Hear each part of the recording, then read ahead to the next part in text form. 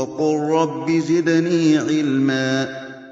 الحمد لله رب العالمين، والصلاة والسلام على أشرف المرسلين وعلى آله الطيبين الطاهرين وصحابته أجمعين ومن تبعهم بإحسان إلى يوم الدين. أما بعد. Serviteurs d'Allah, Allah subhanahu wa ta'ala nous a couverts de sa grâce et de ses bienfaits apparents et cachés. Et il a choisi parmi ses bienfaits un bienfait qui est le plus élevé et le plus valeureux de ces bienfaits. N'est-ce pas que ce bienfait est le bienfait de l'islam? L'objectif pour lequel Allah Ta'ala a créé la création. Il a dit subhanahu wa ta'ala dans le sens des versets: aujourd'hui, je vous ai complété votre religion et je vous ai parachevé mes bienfaits et j'ai agréé pour vous l'islam comme religion. De même que ce bienfait-là, il nous est envié par ceux qui ont été privés de ce bienfait, comme Allah Ta'ala dit dans Surat Al-Hijr, verset 2, dans le sens des versets: certes, ceux qui ont mécru aimeraient bien être soumis et musulmans, surtout quand ils verront le jour du jugement dernier la réalité du bonheur et de la réussite et la réalité de la perdition. Ce bienfait-là qu'Allah nous a donné, il est préservé et il augmente quand on est reconnaissant et quand on sait le préserver, de même qu'il est en danger d'être diminué ou d'être complètement perdu à cause des tentations qui touchent le musulman, les tentations qui touchent sa religion, qui est la chose la plus importante dans son existence. Le messager d'Allah sallallahu alayhi wa sallam a dit dans le hadith rapporté par l'imam al-Tirmidhi: certes, les cœurs sont entre deux doigts d'Allah qu'il tourne comme il veut. Le prophète Yaqub alayhi salatu wassalam, au moment de sa mort, il craint pour ses enfants et il leur enjoint de s'attacher à l'islam, à la religion, comme il est venu dans Surat Al-Baqarah dans le sens du verset, quand Yaqub alayhi salatu wassalam a dit à ses enfants: Ya baniya, mes enfants, certes Allah a choisi pour vous la religion, alors ne mourrez qu'en état de soumission complète. Le messager d'Allah sallallahu alayhi wa sallam demandait à Allah de le raffermir et de lui garder ce bienfait, et il invoquait constamment Allah en disant: ô toi qui tournes les cœurs, raffermis mon cœur sur ta religion. De même que les gens ancrés dans la science, ils disent, comme dans Surat Ali Imran: notre Seigneur, n'égare pas nos cœurs après nous avoir guidés. Donc la guidée, l'islam, est un bienfait qui peut partir, diminuer, s'effacer à n'importe quel instant à cause des tentations qui touchent la religion de la personne. D'ailleurs, Allah Ta'ala nous a tous ordonné de demander la guidée constamment dans notre prière. Dans Surat Al-Fatiha: Ihdina as-sirata al-mustaqim. Guide-nous sur le chemin rectiligne, droit, de la constance, de la droiture. Ibn al-Qayyim rahimahullah a dit: le serviteur ne peut pas se passer du raffermissement d'Allah, ne serait-ce que le temps d'un clignement d'œil. D'ailleurs, Allah tabaraka wa ta'ala a ordonné à ses serviteurs de lui demander la guidée. Il a dit dans le hadith Qudsi: ô mes serviteurs, vous êtes tous égarés, sauf celui que j'ai guidé. Demandez-moi donc la guidée et je vous guiderai. Serviteurs d'Allah, les tentations les épreuves sont nombreuses et multiples. Elles sont aussi nombreuses que le nombre de gouttes de pluie qui tombent sur le sol. Le messager d'Allah sallallahu alayhi wa sallam a dit dans le hadith rapporté par le Bukhari et Muslim: je vois tomber les tentations entre vos maisons comme je vois tomber les gouttes de pluie. Ces tentations-là, elles viennent secouer les cœurs, sauf les cœurs qu'Allah a préservés de l'égarement. Et celui qui est vivant, il n'est pas à l'abri de la tentation. Tant qu'il n'est pas mort d'une bonne fin et agréé auprès d'Allah, il n'est pas à l'abri de la tentation. Le messager d'Allah sallallahu alayhi wa sallam a dit dans le hadith rapporté par l'imam Muslim: les tentations sont présentées au cœur comme chaque bâtonnet de bois se présente l'un à l'autre pour former une natte. Tout cœur qui accepte cela sera taché d'un point noir. Et tout cœur qui s'en écarte, qui se refuse, qui le refuse ou qui les refuse, viendra se mettre dans son cœur une tache blanche, jusqu'à ce que les cœurs soient de deux catégories. Un cœur blanc, lisse, comme le mont Safa, aucune saleté ne peut venir s'y accrocher, et un cœur noir comme du goudron, qui ne reconnaît ni le bien ni le mal, comme un verre retourné, qui ne reconnaît ni le bien ni le mal, sauf ce qui vient en concordance avec ses passions. Serviteurs d'Allah, ces tentations, elles peuvent être tellement énormes qu'elles peuvent changer la personne dans une journée, comme il est venu dans le hadith rapporté par l'imam Muslim, où le messager d'Allah sallallahu alayhi wa sallam a dit: empressez-vous de faire les bonnes œuvres, car vont venir des tentations aussi sombres que la nuit noire. La personne se réveille le matin croyant, il se couche le soir mécréant, il se couche le soir croyant, il se réveille le matin mécréant, il vend sa religion pour un bien éphémère de ce bas monde.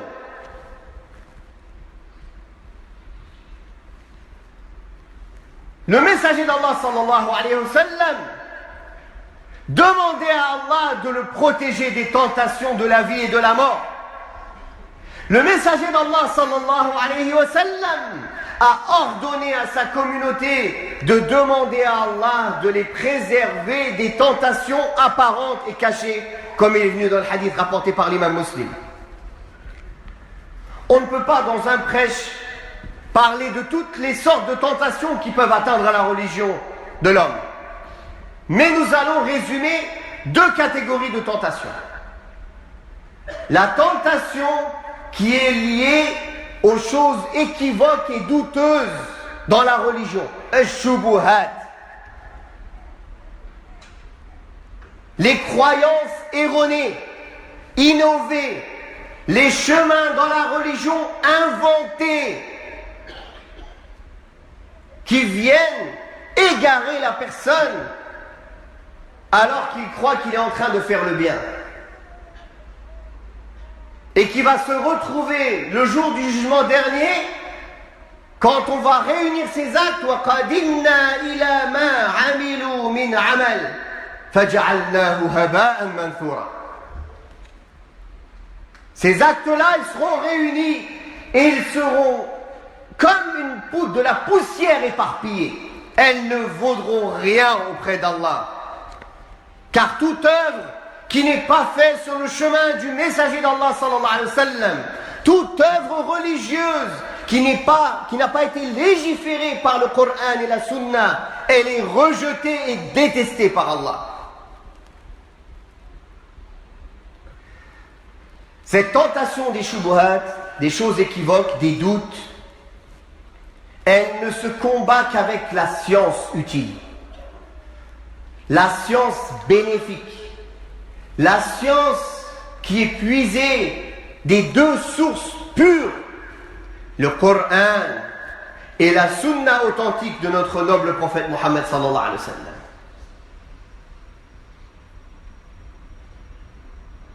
Puis, il y a la tentation des shahawat, des passions,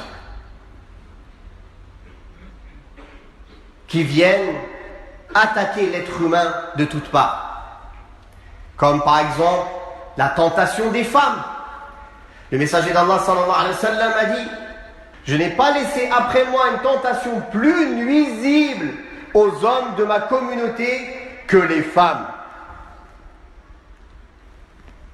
C'est pour cela qu'Allah tabaraka wa ta'ala leur a ordonné de s'ancrer chez elles et de préserver leur pudeur pour qu'elles ne soient pas tentées par les autres, ni qu'elles tentent les hommes.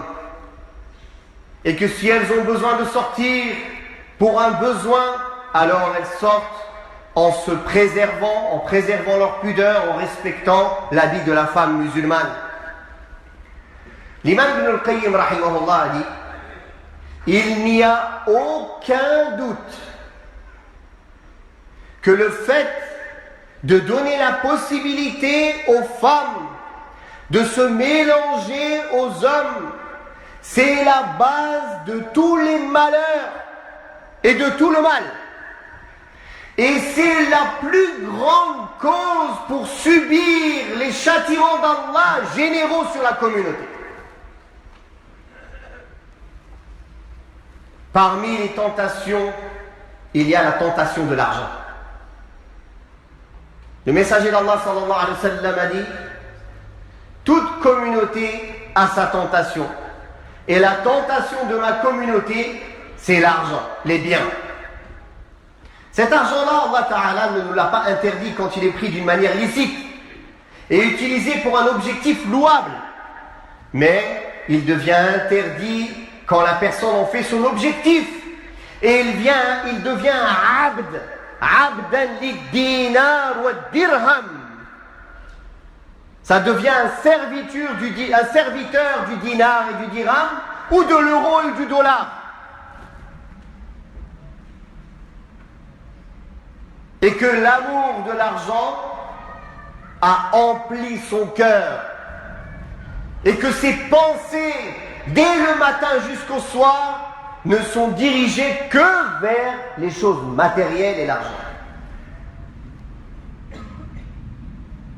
Oui, serviteur d'Allah, Allah nous a soumis ce bas monde et a fait du halal de cet argent un moyen de dépenser pour les bonnes causes. Mais il faut que cet argent reste dans nos mains et ne rentre pas dans nos cœurs. De même, la personne qui suit toutes les facilités en religion et qui cherche à ruser pour commettre l'interdit. Surtout maintenant avec les moyens de communication modernes, il tape sur internet pour chercher qui a rendu halal telle chose. Peu importe qui. Dès qu'il a trouvé quelqu'un qui a dit que c'était halal, c'est tout ce qu'il cherchait. Il allait le faire de toute façon. Il attendait juste un moyen de se le justifier.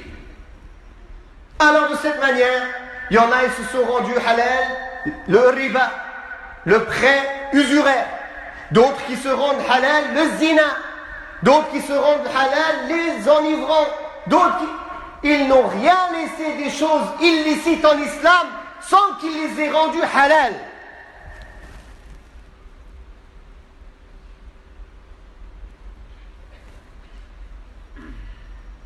Alors on demande à Allah de nous raffermir.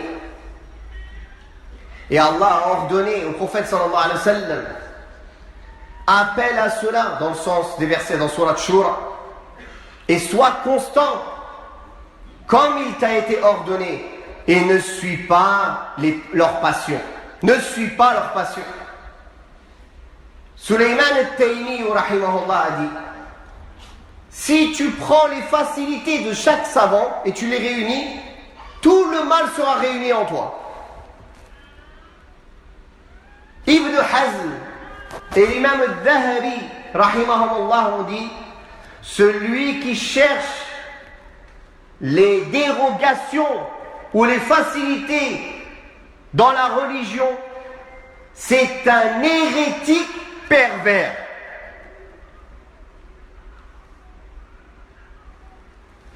Ce qu'il t'est demandé, serviteur d'Allah, c'est de suivre la vérité. Les avis qui sont appuyés par des preuves du Coran et de la Sunna, non pas ce qui t'arrange. Que cet avis soit facile ou difficile. On est des serviteurs, on se plie à la volonté d'Allah et non pas à la volonté de nos passions et de nos désirs. C'est pour cela nous demandons à Allah de nous préserver. Parmi les tentations aussi, le fait que la personne, il se forge des illusions sur ses œuvres ou sur sa personne. Alors on demande à Allah de nous préserver. Même Youssouf alayhi salam, il ne s'est pas basé sur sa force pour s'éloigner de la tentation des femmes quand elles l'ont appelé au haram. Mais il a demandé à Allah de le préserver. وَإِلَّا تَصْرِفْ عَنِّي كَيْدَهُمْ أَسْبُ إِلَيْهِنَّ وَأَكُنْ مِنَ الْجَاهِلِينَ فَاسْتَجَابَ لَهُ رَبُّهُ فَصَرَفَ عَنْهُ كَيْدَهُمْ. Dans le sens des versets, si tu ne m'écartes pas, tu n'éloignes pas de moi leur manigance, je vais pencher vers elles et je serai parmi les ignorants.